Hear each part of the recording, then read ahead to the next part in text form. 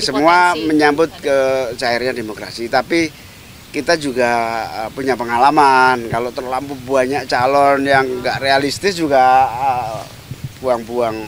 Hari ini kita rapat koordinasi pemberdayaan masyarakat. Diikuti oleh Menteri UMKM, Menteri Koperasi, Menteri Perlindungan Pekerja Migran, Menteri Sosial, Menteri Ekonomi Kreatif, dan Menteri Koperasi. Kemudian Menteri Desa. Berbagai agenda pemberdayaan dimulai dari keinginan agar graduasi masyarakat miskin, mulai dari miskin ekstrim, miskin menjadi berdaya mandiri. Dari sana ada banyak isu-isu yang harus ditangani cepat.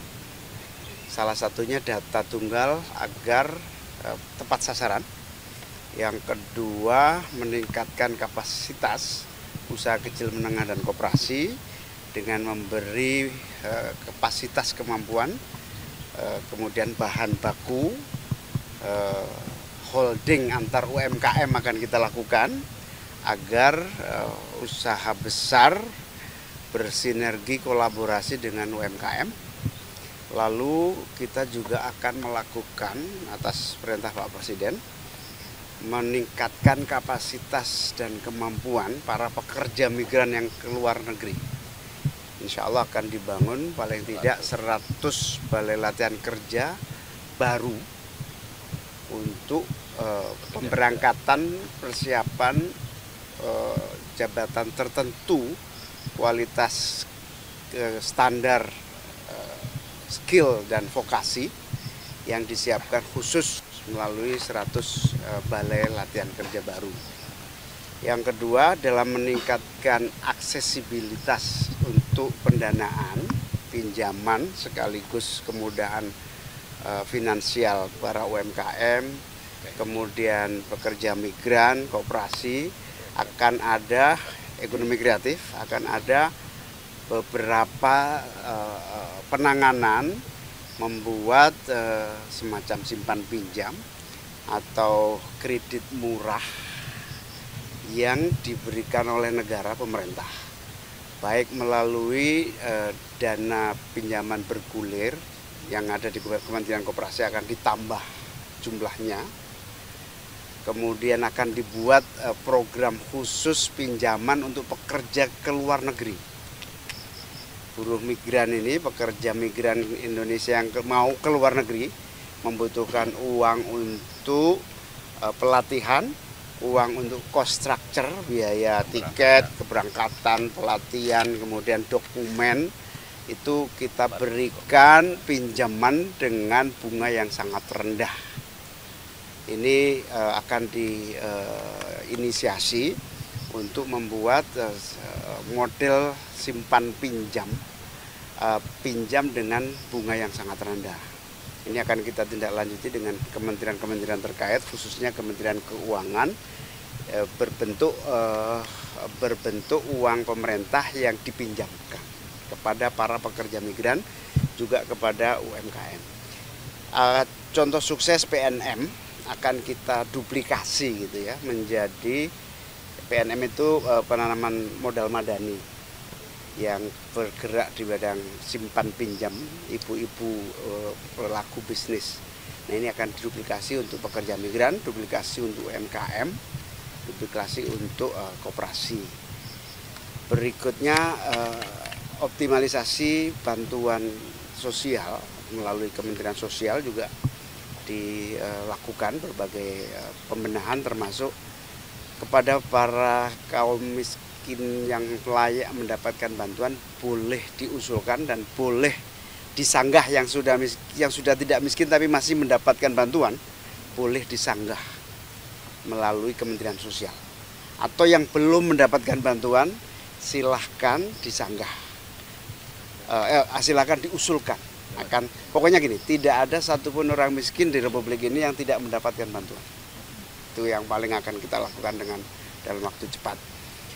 Kita juga akan membuat acara bersama Bapak Presiden melalui Menteri UMKM, yaitu pemberian pembebasan utang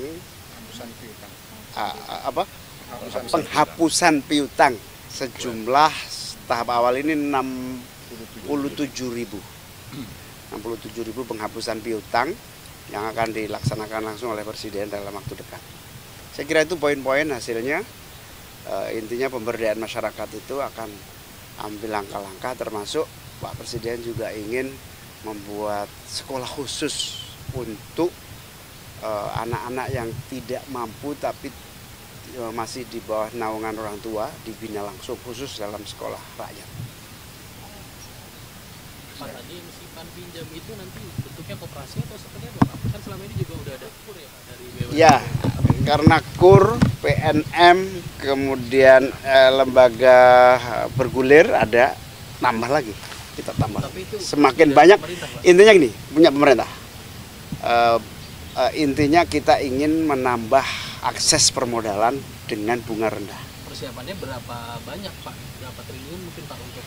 Ya bisa 20 triliunan total ini. Bentuknya ke dana abadi pendidikan. Dana abadi pendidikan, dana abadi bergulir.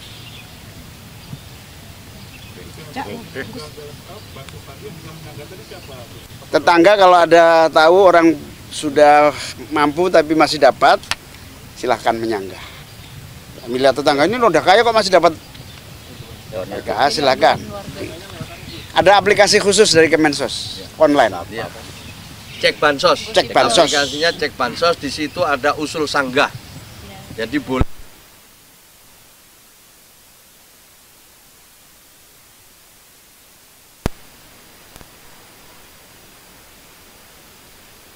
Ya, itu apa aplikasinya namanya? Cek bansos. Cek bansos. Yang belum menyangka siapa Gus? Ya tetangga yang usul. Masyarakat. Publik. Wartawan lebih-lebih. Di sini agak kepo dikit terus selain dari program di dalam tadi kan ada Hotman Paris juga ya. Ini boleh. Oh beda ruangan. Beda agenda atau Beda agenda. Beda kamar. Beda tamu. Oh iya, Beda pemberdayaan. Mungkin dilibatkan atau apa perannya begitu. Oh enggak ada. Oke. Beda tamu. Kalau untuk yang sekolah ya tadi itu di setiap daerah nanti dibangun. Belum, baru uji coba 3 titik dulu. Di mana itu? Jabodetabek. Itu di bawah Kemensos.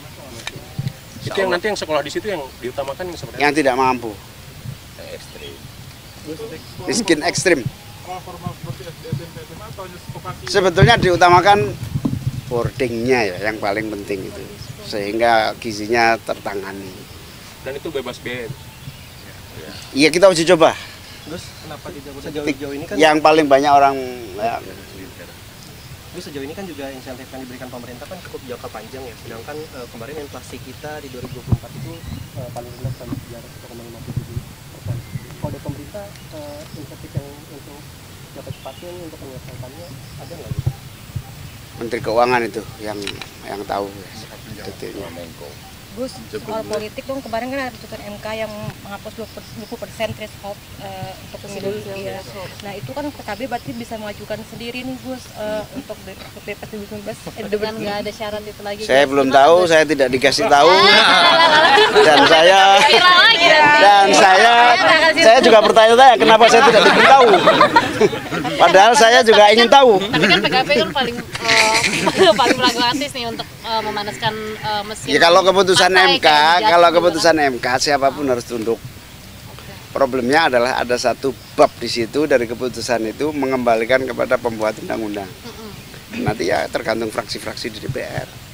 Gus, tapi melihatnya ini sebagai potensi untuk memajukan kader nggak sih di 2029? Oh, pasti semua potensi menyambut kader. ke cairnya demokrasi. Tapi kita juga punya pengalaman. Kalau terlalu banyak calon yang nggak realistis juga buang-buang.